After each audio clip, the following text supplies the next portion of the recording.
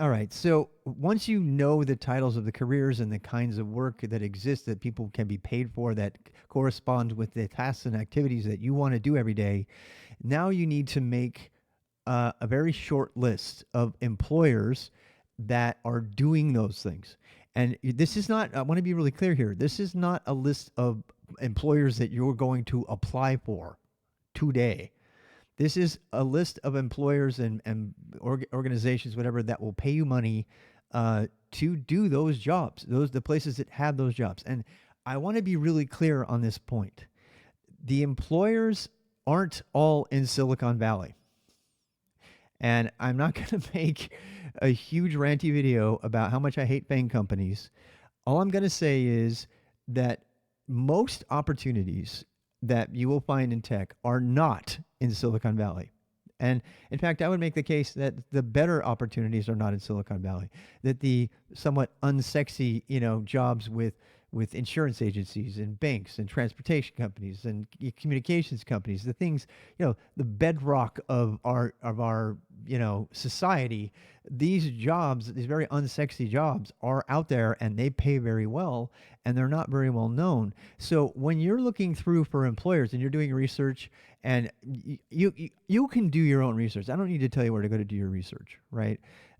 You can go out to the internet. There's Indeed.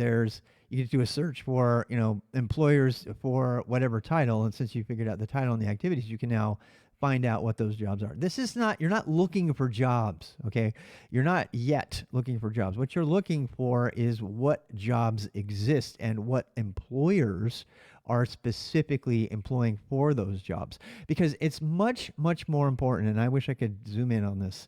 It's much more important for you to find a company culture that is compatible, and a team, specifically a team of people who are compatible with you as a human being, more than doing the thing that you want to do every day. Because I mean, it's at least equally compatible. Obviously, you want to find something that's what you want to do, but you definitely need to focus. And I'm very fortunate. I'm very fortunate to be on a team right now that I absolutely just admire everybody on my team. They are forthright communicators. They're empathetic. They are so intelligent and capable. They're open to being challenged. I mean, it's all the things you really love.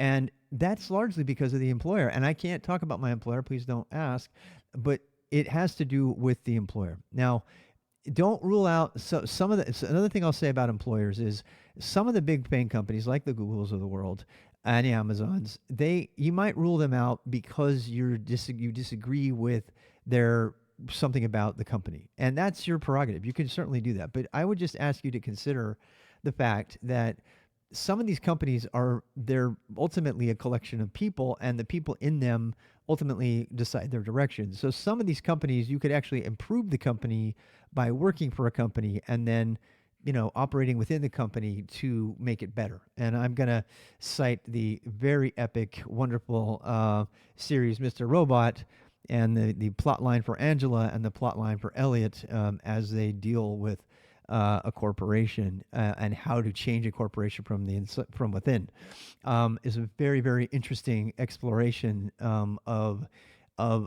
making change, societal change in some of these evil corporations, and how you can go about doing that. So the point I'm making is don't rule out evil corporations. Some of them, clearly I could never ever work for them just because they're so evil. But they're, most of the time, that doesn't mean that you have to buy into everything that they do. But it's going to be very hard for you to find a company that you agree with every single thing the company has ever done.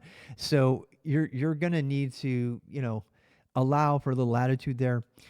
You may find yourself in a situation where you can actually influence the company over time. So don't rule those other employers out. And that's it. Make sure you get a good list. And by the way, when you get that list done, make it kind of a short list. And here's why. And the last thing I'm going to tell you to do here, well, I'm going to save this for another video.